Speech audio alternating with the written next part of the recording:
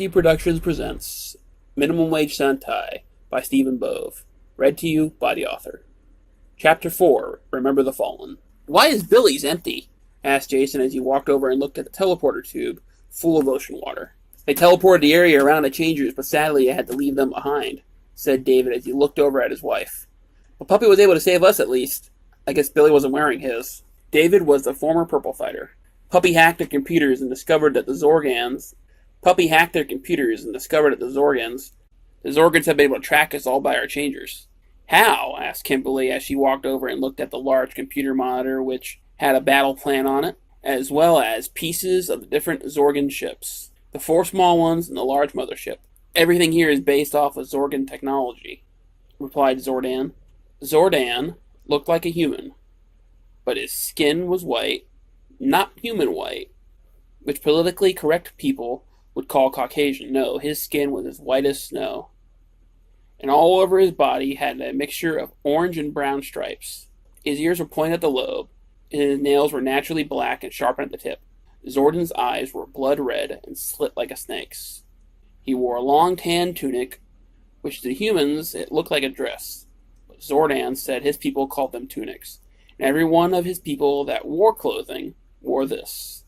Zordan also had a 3-foot-long tail, which hid underneath his tunic. "So if all of our tech is based off of your people's old stuff," asked Zach as he looked at the hangar with their old mechs in it, "how the hell are we supposed to beat these guys? The last time they came here wasn't to hold a picnic."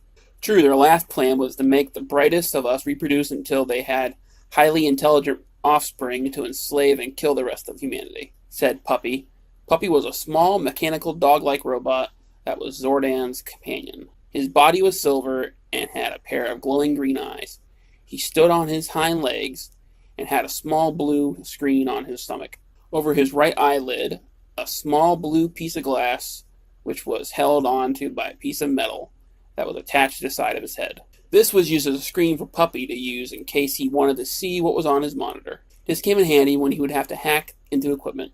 Puppy usually had to go and change security footage and cell phone camera footage of the fighters' true identities. "I guess smart slaves are all the rage," said Jackie. She was the former orange fighter, but at the time went by the name Jack. "No, the Zorgan people find average humans too stupid to do basic tasks, so they only want smart ones," said Puppy as he walked over to Zordan and sat on the ground, allowing his owner to place his hand on his head. For all intents and purposes, Puppy was basically a smart dog. He still liked his head pet, his belly rubbed, and he would even chase a ball. "Well, I remember Billy saying once that he tweaked our old mechs when the new kids got theirs. He made them more, well, how he put them, human," said Walter as he looked out the window and stood next to Zach. "Wait, you still talk to Billy? He wrote us all off for, growing up," said Zach as he turned and looked at Walter. "No, he wrote us off," said Walter. As he said the word off, he made air quotes with his hands over his head. "Because we left him behind to clean up the mess. Think about it. We went off to college, or had our singing careers. And for the most part, by the time we got to where fighting was happening, from the latest Zorgan monster from their zoo attacking the planet, Billy had already taken care of it and was helping with the cleanup. Hell, the news even gave Jason credit for some of the attacks Billy stopped. He had the right to be angry," said Walter as he looked over at Jason. "Well, he's dead now. Nothing we can do about that," said Jason as he grabbed his belt and then shook his head. "Did he work on any changers?" he asked as he walked over to the computer screen and began typing. "Unfortunately," said Zordan, "no, we were never able to take enough of my people's tech out of the changer to make it uncontrollable by any mothership." And he picked the box up and walked over to the middle of the room where a white table was rising from the ground. He placed the wooden box on the table and opened it. On the outside of the box had gold symbols on them. The symbols kind of looked like triangles, rectangles, and other members of the angle family. But these were meant for the next group of fighters. And inside the box lied 6 crystals and changers. These changers resembled watches more than belt buckles. "I know there are 7 of you, but we've only ever had 6 each time. Your group was the biggest group of fighters we've ever had." "With Billy gone," continued Zordan, as he picked the matching red crystal and changer up and handed them to Jason, "only one of you will have to stay behind. I can go back to New York and help out our community with the cleanup." "More than just our community was affected by the attack," said David as he walked over to his wife. "A large 4-block radius in New York was destroyed." "More than just New York," said Puppy as he chimed into the conversation. "I know," said Jackie, "but I'm going to help out our people first." as she walked over to the teleportation pad and smiled at her husband. Go get him, babe, and come back to me in one piece. And she vanished in a beam of orange light. Well, the good news is, said Walter, the ocean levels are going down due to the large hole caused by Billy's death, as he showed the map of the planet, showing the water levels going down to the point it was before global warming had taken effect. So about silver linings, eh, White Fighter? Asked Jason as he placed his changer on his wrist. So, how do we activate the power within these? He asked as he held the crystal over his watch. Well, you cross it over in one swift movement while saying, power activate, very loud, said Zordan. That sounds easy enough, said Jason as he pulled the crystal over the face of the watch and yelled, power activate. And a red stream of light came out of the watch face and stretched to where the crystal was held. Now pull the beam across you, shouted Zordan. And as Jason pulled the stream across his torso, his three-piece suit was converted into an armor-plated red one. On his helmet was a black stripe over where his eyes would be, allowing him to see. Now everyone else, take your changers, said Puppy. Kimberly took the pink one, Trini took the yellow, Zach took the black one, leaving the blue and green ones remaining in the box. We didn't make a purple or white one, guys. I guess since Walter talked to Billy the most, he gets the blue one. And as the final remaining fighters took their new changers, they all screamed and pulled the crystals over their watches. Power activate. And they pulled the beam of light, which each light corresponding with the color of the crystals, across their torso. And with that, they were all in their new armor-plated suits. Now go, my defenders of the earth, said Zordan. And with that, they all ran towards the hangar, which held their mechs in them. As they got into their new cockpits, yet old cockpits, and as they started up the engines, Walter turned the speaker on and spoke to the 5 other fighters. Let's do this for Billy. Yeah, we all know wherever he is, he's looking down on us and smiling. And with that, all the machines began to activate and fly out of the hangar. More like looking up, that son of a, said Jason, and he stopped himself before saying something ill of the dead. Miles and miles away, out in front of a bar, William Hawkins was walking towards the door from the parking lot, and he looked up and saw 6 colored ships flying towards the Zorgan ship. Good luck, said Hawkins as he turned around on his heels and walked into the bar. He knew how to contact Zordan, but the two did not leave each other's company on the best of terms. Also, his old team should have been more than enough to take care of these invaders. Heck, if he could do it by himself, 6 people should be able to do it with no problem. On the other side of the country, in New York City, Jackie was helping with the disaster relief when she was approached by a news reporter. Miss, can we talk to you? Asked the reporter. Sure, just keep up with me. We can walk and talk. And she ran over to a wounded man whose leg had been cut off by a falling beam. You're Jack O'Malley, right? Asked the reporter. Jackie, said Jackie. Jackie, said Jackie as she helped the paramedic bandage the leg. Jackie, said Jackie as she helped a paramedic bandage the leg. In her professional life, Jackie was actually a pediatric doctor. She went to college to be a surgeon, but fell in love with the idea of helping children. Now her husband David was a heart surgeon, one of the best in the world. But Jackie, she liked helping the young. Sorry, you're the orange fighter, correct? Asked the reporter. If you're going to ask stupid questions, you can go talk to the orange-colored clown running for president. And she finished bandaging the man and shouted, We need an ambulance over here. Hell, even an empty car with gas will work. We need to get this person to the hospital. Jackie never used terms like he, she, man, woman without knowing the person first. The beam hit right where you and your husband live, correct? So that means all this death and destruction was because of you and your friends, said the reporter. And we see you're here, and 6 ships have been reported by our sister station flying towards the Zorgan ships. Flying up towards the Zorgan ships. So it's safe to say they missed their targets.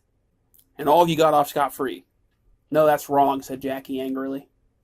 Billy, William Hawkins, our blue fighter, was killed. While at the bar, Hawkins was listening to the interview, and he grabbed his chest and checked himself out. I'm dead? He asked as he looked over at the bartender. William had gone to his regular bar for his lunch break. He always had more time than anyone else for lunch. He was always forced to stay after hours at work and had to cut them during his lunch break so he would not get any overtime. Hey, Steve, am I dead? Asked Hawkins as he drank his beer he had ordered. Not yet, replied the large dark-skinned man whose head shined like a piece of metal.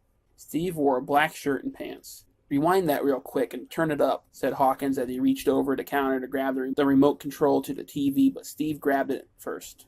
Hey, it's my TV. I'll turn it up and down. And he hit the rewind button and began to turn back the channel. Okay, stop, said Hawkins as he saw Jackie's mouth stop moving. No, that's wrong, said Jackie angrily. No, that's wrong, said Jackie angrily. Billy, William Hawkins, our blue fighter, was killed. And Steve hit pause and looked at Hawkins. So you're dead? He asked, and then the two laughed. Pour this dead man another round, said Hawkins. Who knows? Maybe if I drink enough, I'll make the TV right. Well, at least for an hour or two. And the two began to laugh and joke about William being presumed dead. There you are, shouted Carol. Hawkins turned around by glancing over his shoulder. Oh, hi, Mom, he said jokingly.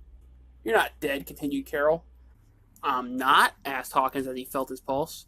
Would you look at that? And he went back to his drink. Why did your old teammates think you're dead? Asked Carol. Beats me. They haven't talked to me in years. Maybe that explains it. He laughed as he placed his empty glass down. Another, he shouted as he pushed the glass over toward Steve. Let me make my liver catch up to the rest of me. And the two laughed.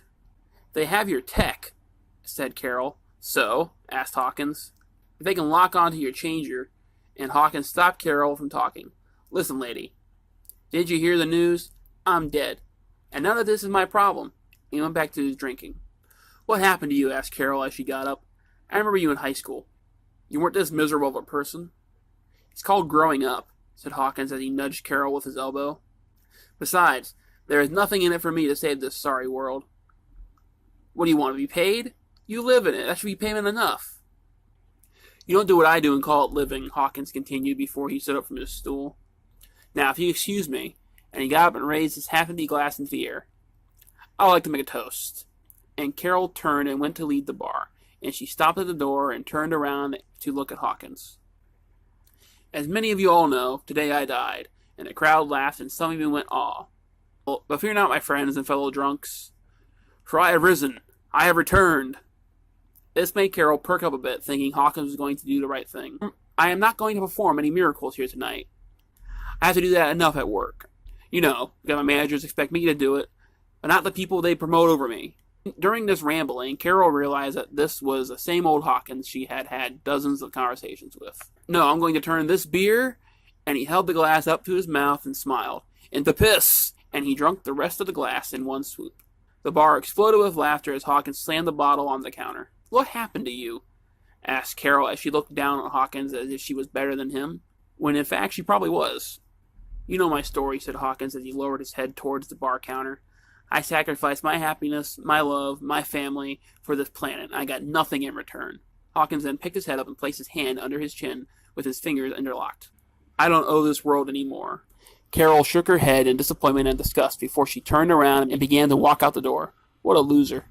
That's Mr. Loser, shouted Hawkins as he turned to the door with the aid of the swivel stool he sat on. Hawkins turned around and looked at his reflection in the mirror that lay behind the counter. Mr. Loser, he said softly, and he looked down at the counter before perking back up and smiling at the fellow bar gatherers. Gee, we have a one-night stand. She doesn't call me back, and I'm the loser, he said with a smile, making the bar laugh once more. Hawkins took his older, cracked smartphone out of his pocket, went into his photo gallery, and looked at the photo of the 5 original fighters all standing together. This is a selfie Kim had taken after their first victory. Hawkins clicked some buttons on his phone, and the words appeared on the screen. Do you want to delete this photo, yes or no? Hawkins clicked yes and then placed his phone back onto the counter, right before placing his left hand on his forehead, using his arm to prop his head up. He looked back over his shoulder at the door, and then turned his head straight once more, and shook his head back and forth, and exhaled. Mr. Loser. End of Chapter 4.